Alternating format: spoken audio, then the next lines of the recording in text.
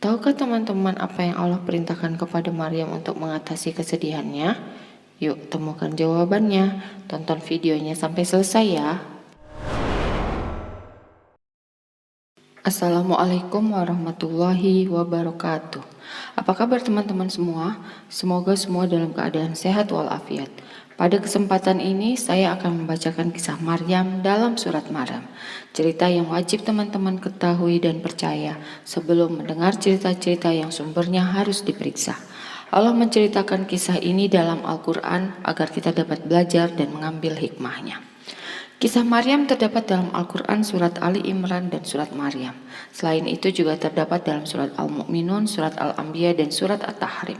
Pada kesempatan ini, saya akan bacakan kisahnya yang terdapat dalam surat Maryam dari ayat 16 hingga ayat 37. Saya akan mulai dengan A'udzubillahiminasyaitonirrojim.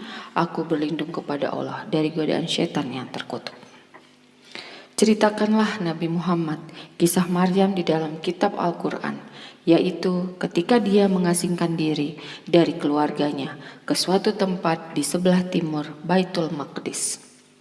Dia Maryam memasang tabir yang melindunginya dari mereka. Lalu kami mengutus roh kami Jibril kepadanya. Kemudian dia menampakkan diri di hadapannya dalam bentuk manusia yang sempurna.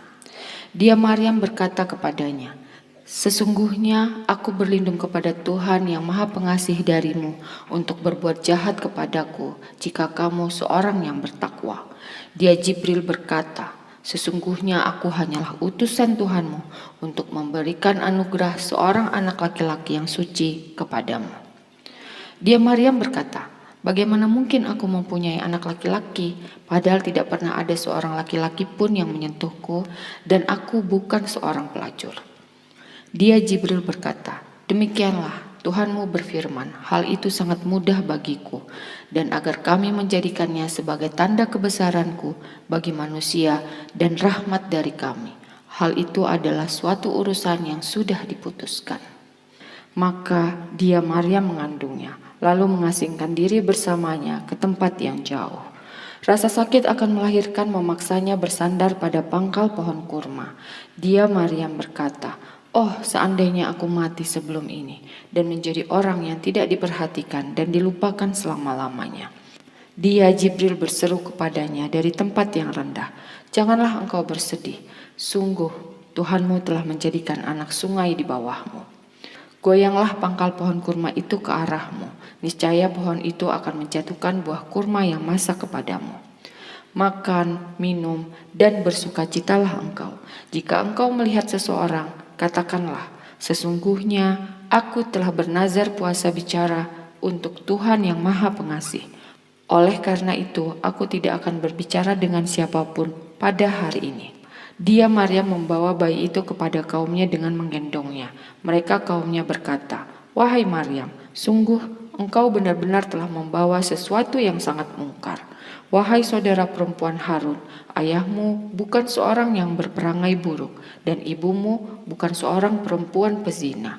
Dia Maryam menunjuk kepada bayinya agar mereka bertanya kepadanya. Mereka berkata, "Bagaimana mungkin kami akan berbicara dengan anak kecil yang masih dalam ayunan?" Dia Isa berkata, "Sesungguhnya aku hamba Allah. Dia akan memberiku kitab Injil dan menjadikan aku seorang nabi.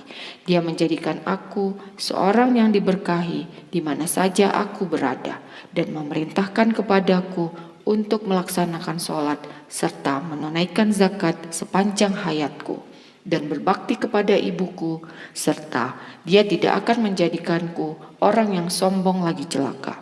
Kesejahteraan semoga dilimpahkan kepadaku pada hari kelahiranku, hari wafatku, dan hari aku dibangkitkan hidup kembali."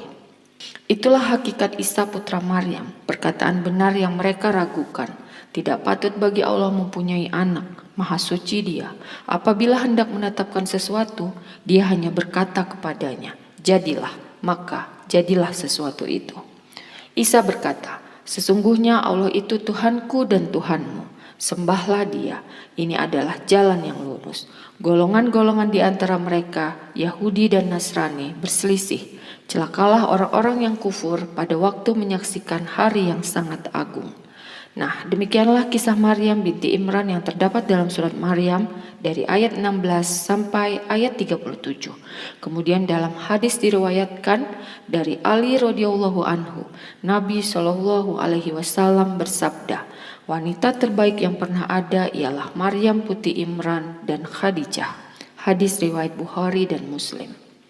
Dan telah kami jadikan Isa putra Maryam bersama ibunya sebagai tanda kebesaran kami, dan kami lindungi mereka di sebuah dataran tinggi yang tenang untuk ditempati dengan air yang mengalir. Hikmah kisah ini adalah betapa Allah Maha Kuasa atas segala sesuatu.